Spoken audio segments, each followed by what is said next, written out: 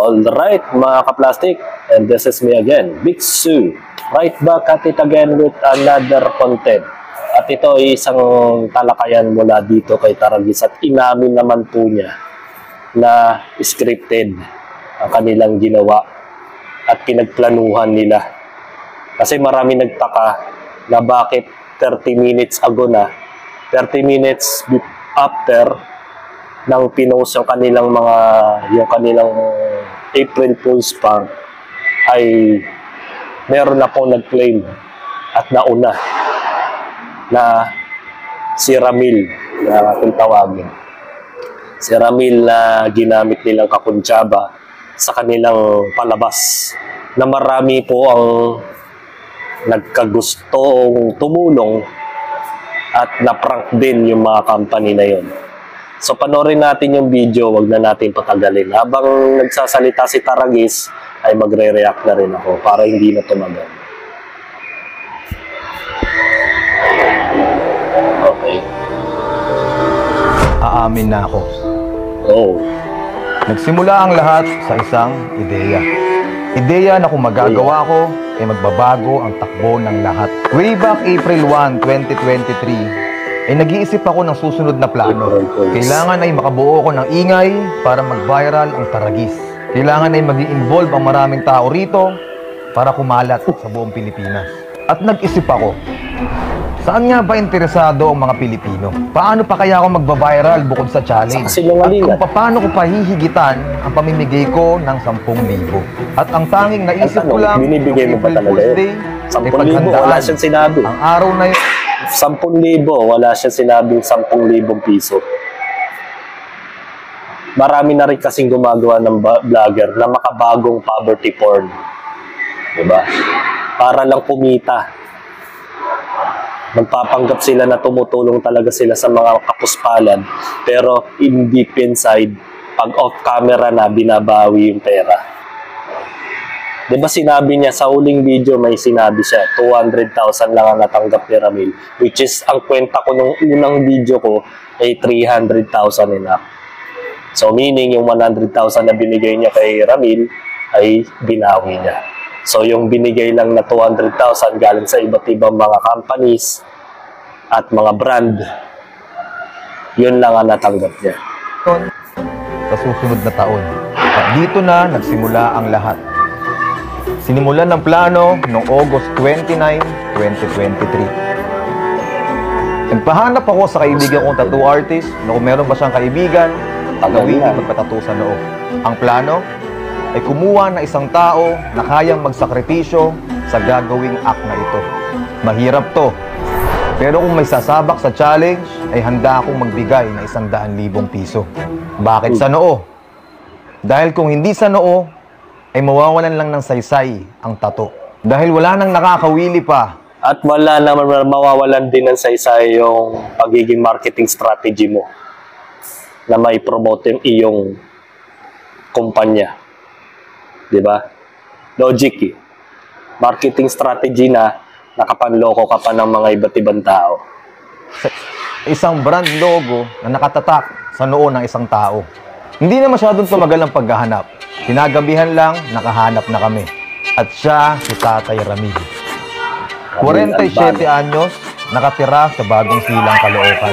Dating fishball vendor at ngayon ay nag-aalaga na lang ng kanyang anak na may Down syndrome. Tandaan nyo, itong usapan na to ay last year pa.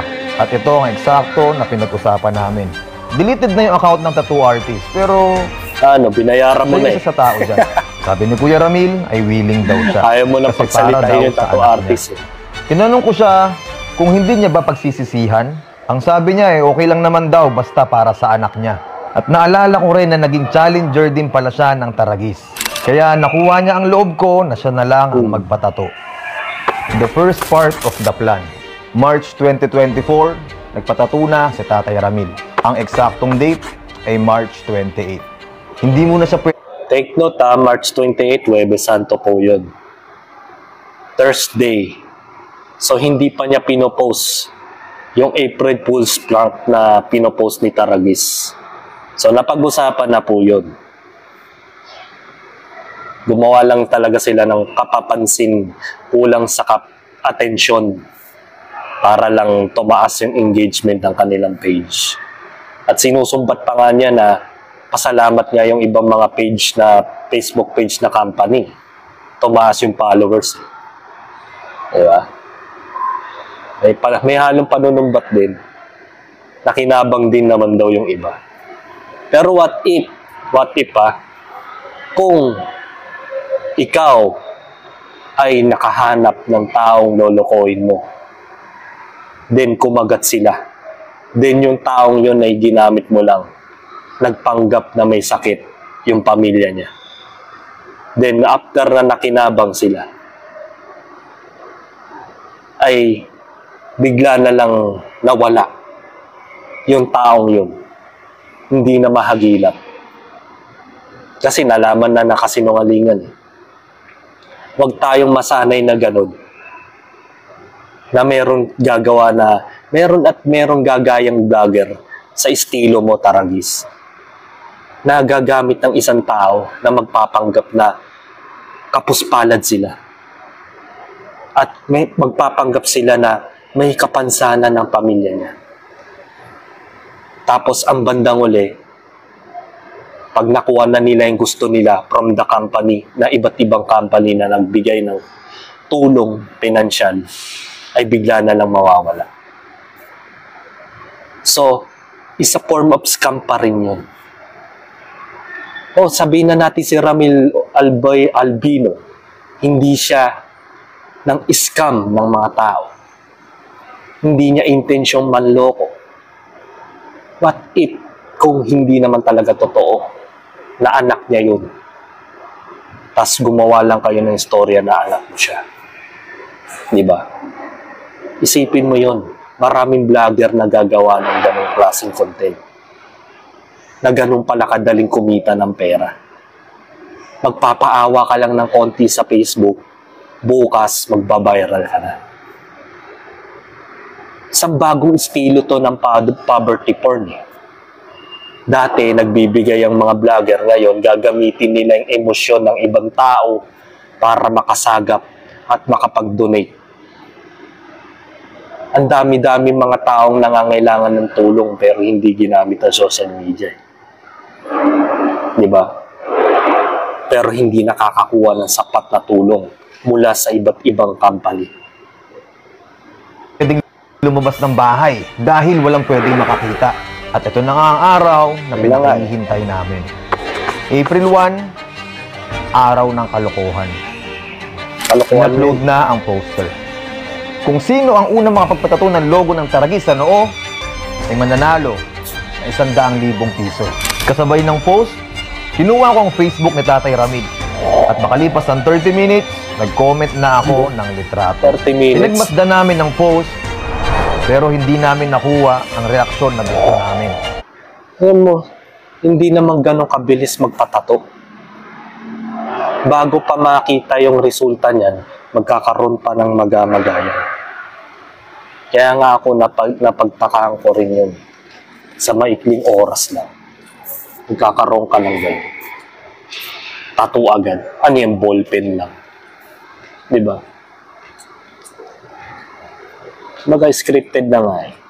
Marami na nga nagtaka at natawa. Eksaktong alas 2 ng hapon ng April 1, nagsushoot na kami ng video para i-upload kinabukasan.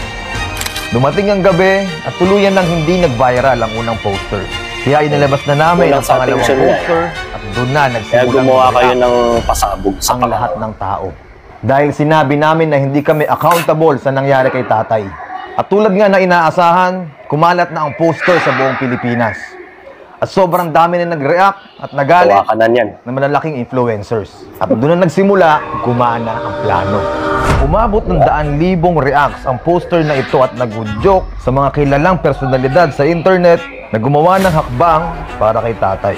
Sunod-sunod ng sumakay ang iba't ibang brand mula sa iba't ibang industriya dito sa Pilipinas at nag-post silang lahat na willing silang magbigay ng tulong kay tatay.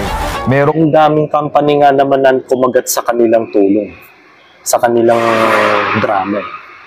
Pero hindi daw lahat nagbigay. Kasi nakonsensya sila. Na kapag binigyan yan, pwede sila magsampa ng kaso.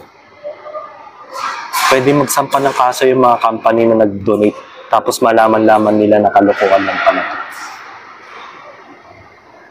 Maaaring makasuhan ng stapa yan, cyber libel o ano man. Diba? Ang dami nag-donate ng mga companies sa pagkakakala nilang totoo yung ginawa nila. Pero nalalaman ng ibang mga netizens na mali yung ginawa nila. Nataranta na siguro tong taon to. Kaya sinasabi na lang niya na pinagpaplanuhan na lang namin yung mga susunod na steps at magpapaliwanag kami ng maayos. Siyempre kung hindi ka magpapaliwanag agad, lalong lalaki yung spekulasyon at pwede kayong makulong sa ginagawa nyo. Diba? Ganun lang yun. Kalmado pa rin.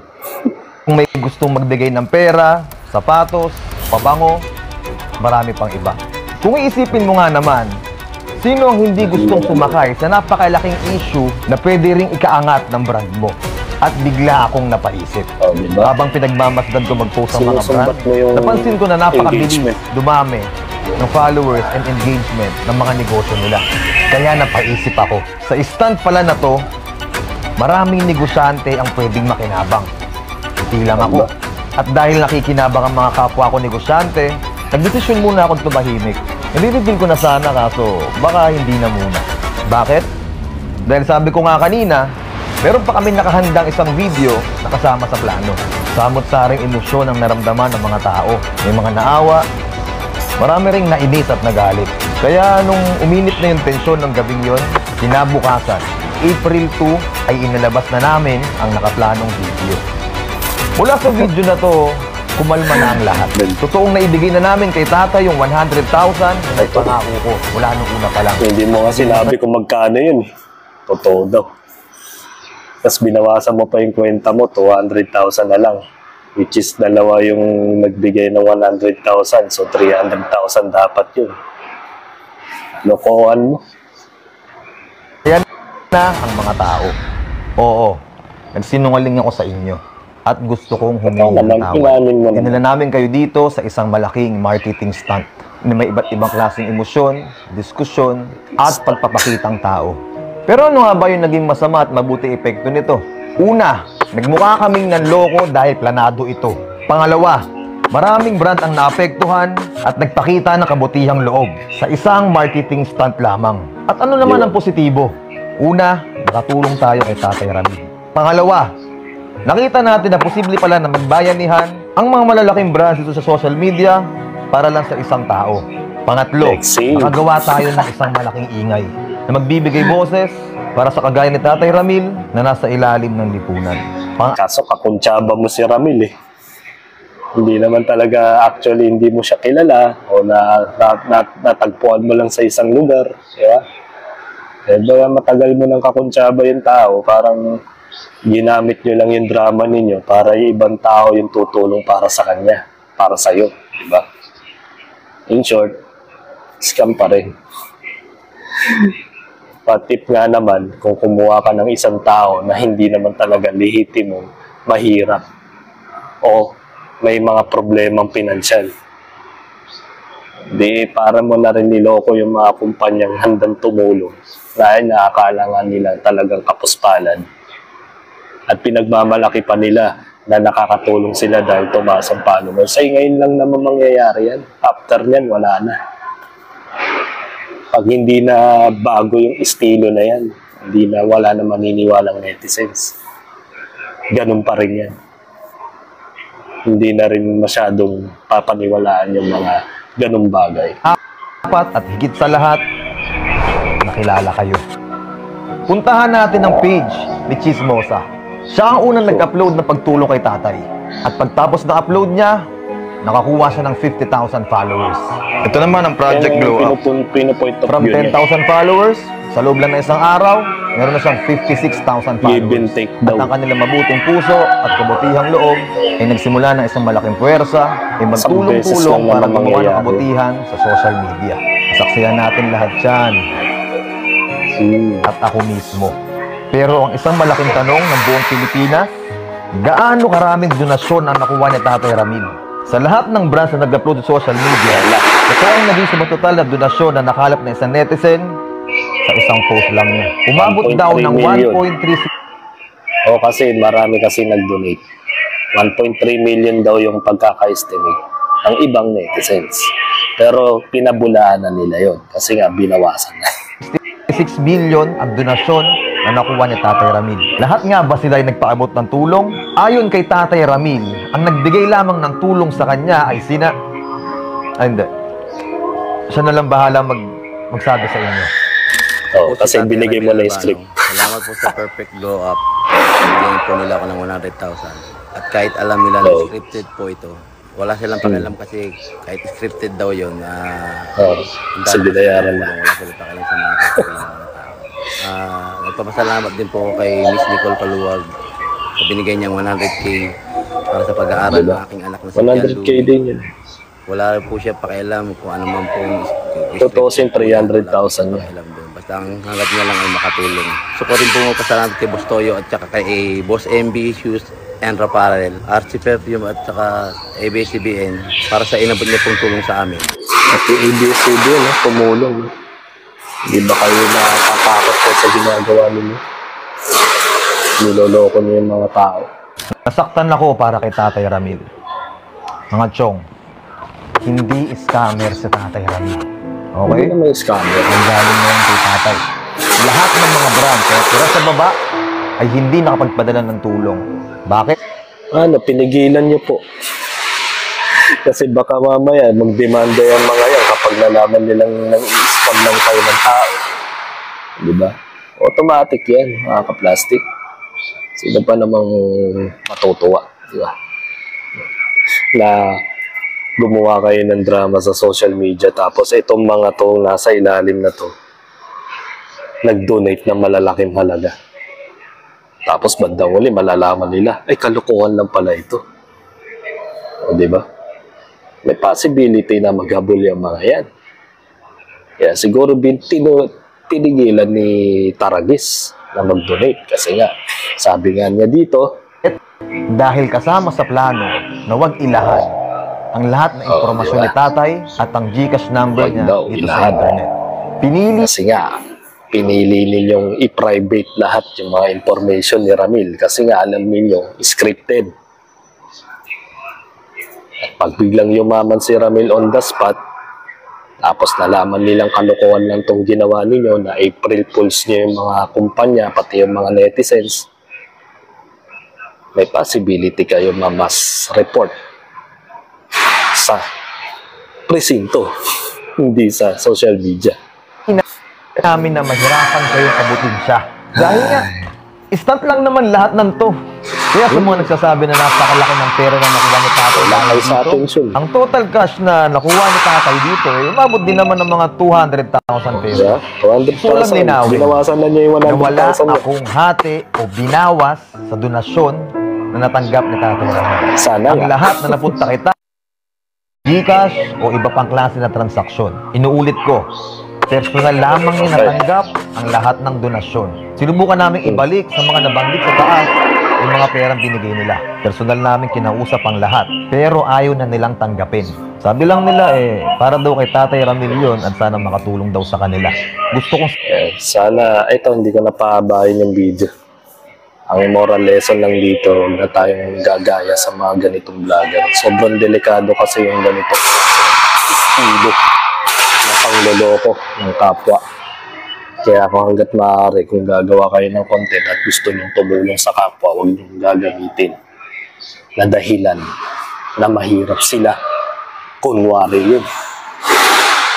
Pwede kayong masira dyan at pwede kayong makulong sa ginagawa ninyo.